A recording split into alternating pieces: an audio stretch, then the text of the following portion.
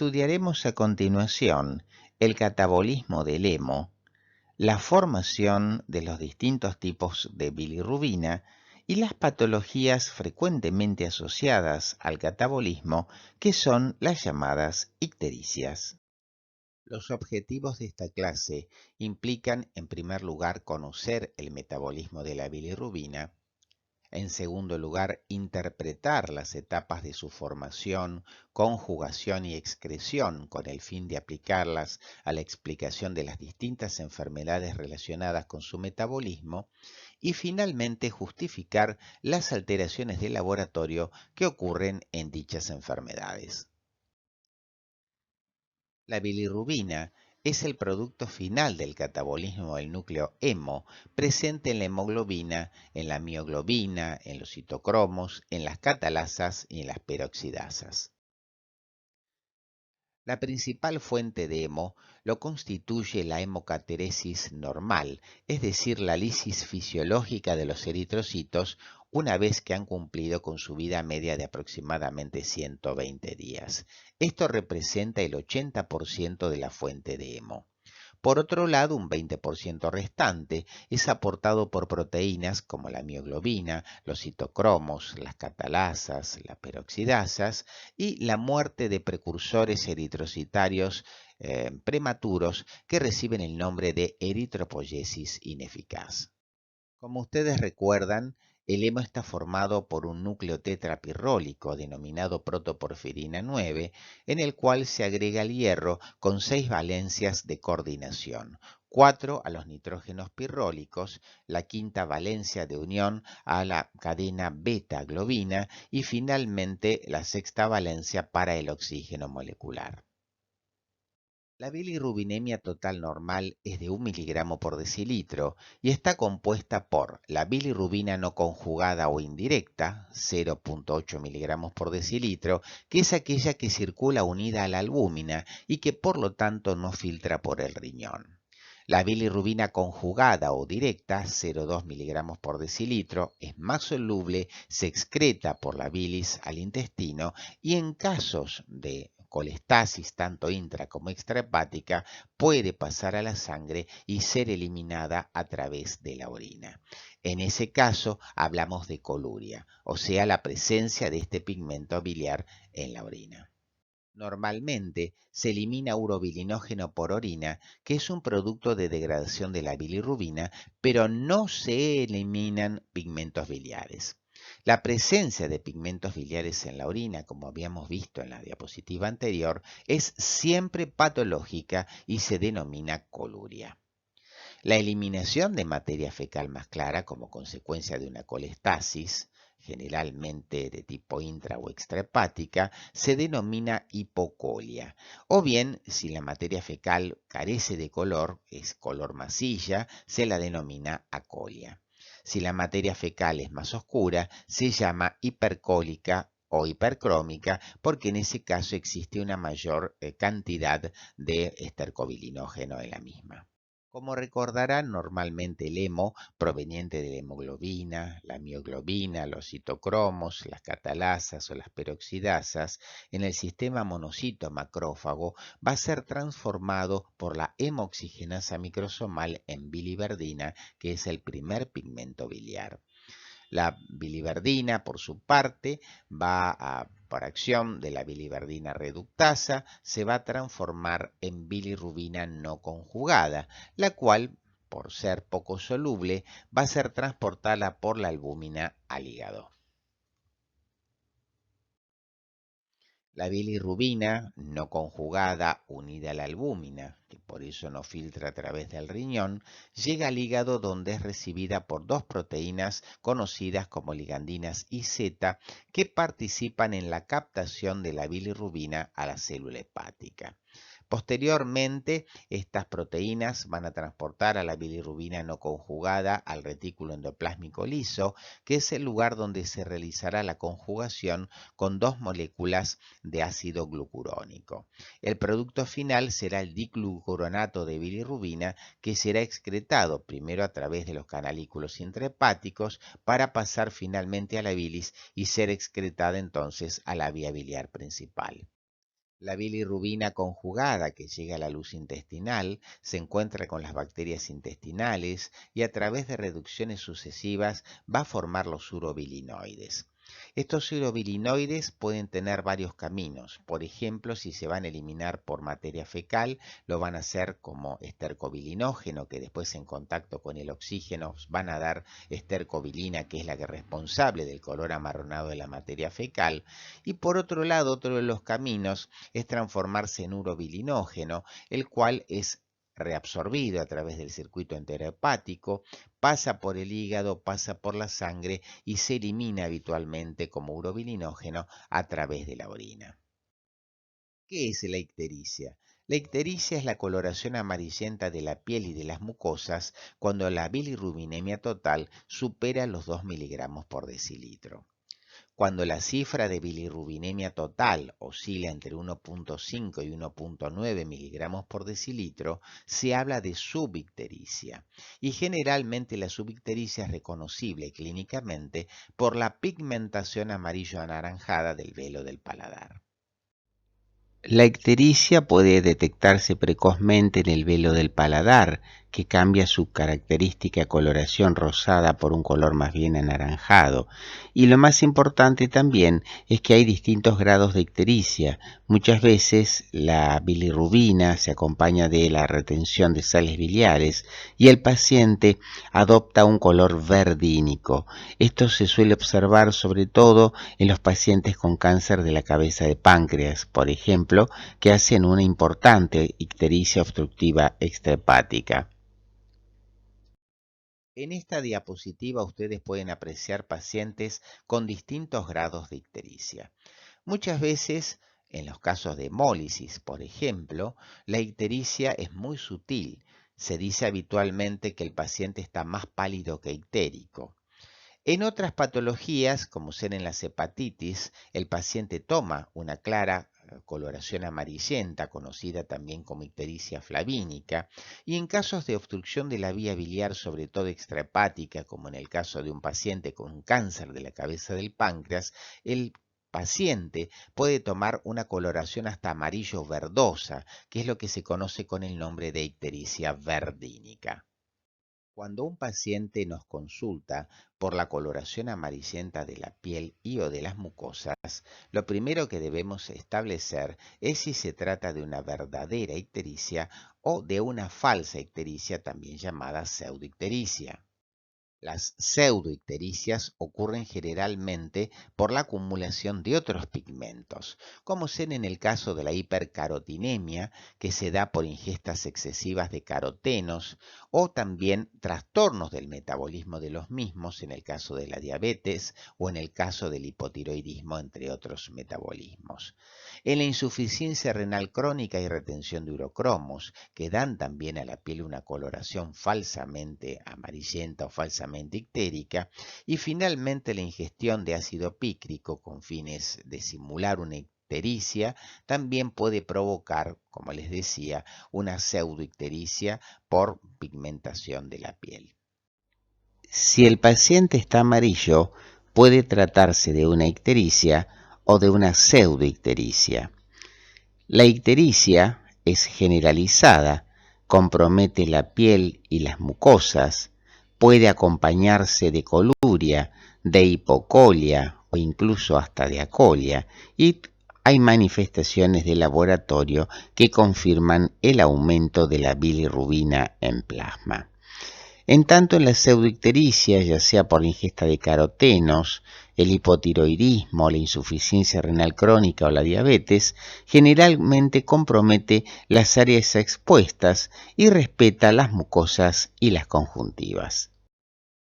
Descartadas estas tres condiciones de pseudoictericias, una vez establecido el diagnóstico de la verdadera ictericia, debemos de alguna manera poder determinar si la causa de la ictericia es prehepática, por hemólisis, por ejemplo, si es hepática por una hepatitis, ya sea aguda o crónica, una cirrosis, o si es de alguna manera una causa poshepática, por ejemplo, por una litiasis biliar o por un cáncer de cabeza de páncreas que generan una obstrucción de la vía biliar. Veremos de manera sencilla la fisiopatología de los tres tipos más comunes de ictericia. En la ictericia prehepática, la hemólisis, es decir, el acortamiento de la vida media de los glóbulos rojos, libera hemo, que, como ustedes bien saben, va a ser transformado en biliverdina, en bilirrubina no conjugada, y en última instancia vamos a tener una hiperbilirrubinemia total en la sangre a predominio de la bilirrubina no conjugada. Esta bilirrubina no conjugada es muy poco soluble, por lo tanto no aparecerá en orina, el paciente no tendrá coluria y sí vamos a tener un aumento de la misma en sangre. Esto se traducirá en una mayor llegada de bilirrubina no conjugada al hígado. Esto también tendrá su repercusión en un aumento de la formación de bilirrubina conjugada en el hígado y también en una mayor llegada de esa bilirrubina conjugada al intestino, donde tendremos una mayor producción de urobilinoides. Por un lado, la materia fecal será de color más amarronado, hipercrómica o hipercólica por la presencia de grandes cantidades de estercobilina, y por el otro lado, la orina va a tomar una coloración té con limón como consecuencia de una mayor eliminación de urobilina. Resumiendo el laboratorio de una ictericia hemolítica, el paciente tiene un aumento de la bilirrubinemia total a expensas de la bilirrubina no conjugada, con un aumento de la lactato deshidrogenasa, un aumento de la hemoglobina libre en plasma, un aumento del nivel de los reticulocitos como una manera de regenerar la hemólisis, y por otro lado van a tener un descenso del hematocrito, un descenso de la hemoglobina, un descenso del número de glóbulos rojos y también un descenso de la aptoglobina, ya que la aptoglobina, cuando fija hemo, es rápidamente eliminada por los macrófagos. Finalmente, el paciente tendrá hipercolia, la materia fecal será mucho más amarronada y la orina de color té con limón, como habíamos dicho, por una excesiva eliminación de urobilina. Como lo que aumenta es la bilirrubina no conjugada, esta está unida a la albúmina y no filtra a través del riñón, los pacientes no tendrán coluria. Un dato interesante es que la prueba de Coombs en estos pacientes puede ser de utilidad para ratificar el origen autoinmune de una anemia. Por otro lado, es importante destacar que muchas veces y con frecuencia en el consultorio detectamos pacientes que tienen de alguna manera un aumento de los niveles de bilirrubina total a expensas de la bilirrubina no conjugada en ausencia de signos de hemólisis. En estos casos, lo que hay que sospechar es el síndrome de Gilbert, una enfermedad hereditaria relacionada con una mala captación de la bilirrubina no conjugada por las ligandinas y zetas, que se traduce en que estos pacientes no tienen hemólisis, tienen un hepatograma normal, la histología hepática normal es uno de los datos más trascendentes, pero el aumento de la bilirrubina no conjugada aparentemente no tiene explicación. Es importante destacar que esto se ve con mucha frecuencia. El síndrome de Gilbert afecta aproximadamente al 6% de la población adulta. ¿Cómo se interpreta semiológicamente un paciente con una ictericia prehepática? Siempre ante una ictericia hemolítica, ustedes tienen que preguntar por la ingesta de medicamentos potencialmente hemolíticos, antecedentes transfusionales, prótesis valvulares. Antiguamente se usaban las prótesis metálicas que podían producir hemólisis, la enfermedad de base, sobre todo un lupus eritematoso sistémico o una colagenopatía que puede provocar hemólisis autoinmunes y los antecedentes heredofamiliares, ya habíamos dicho, por ejemplo, el síndrome de Gilbert o en el caso, por ejemplo, de las microferocitosis hereditarias o constituyen otra de las causas frecuentes que pueden observar en la consulta diaria. ¿Qué se debe buscar en el examen físico? Los pacientes con ictericia hemolítica son más pálidos que ictéricos. Van a encontrar palidez de la piel y de las mucosas, disminución del relleno capilar, aceleración del ritmo cardíaco, soplos funcionales relacionados con ello, fiebre y escalofríos en las crisis y van a encontrar plenomegalia, es decir, agrandamiento del vaso. Por su parte, imaginemos un paciente con una hepatitis aguda. En este caso, de alguna manera, formación de la bilirrubina conjugada no sufre alteración alguna. La bilirrubina no conjugada, unida a la albúmina, llega al hígado donde es captada por las ligandinas y setas. De allí es transportada al retículo endoplásmico liso, donde se va a realizar su conjugación con dos moléculas de ácido glucurónico, formando el diglucuronato de bilirrubina, y como consecuencia de la inflamación, lo primero que se va a afectar es la eliminación de la bilirrubina conjugada a la vía biliar intrahepática. Es decir, que tenemos una colestasis intrahepática. Como consecuencia de ello, la bilirrubina conjugada refluye a la sangre. A través de la sangre, por ser soluble, puede ser eliminada a través del riñón y entonces aparece en la orina con las características de la coluria, es decir, la orina de color caoba. Ahora bien, por otro lado es importante destacar que si la lesión es más intensa, se afecta entonces la conjugación de la bilirrubina y en casos de daños severos también se puede afectar la conjugación.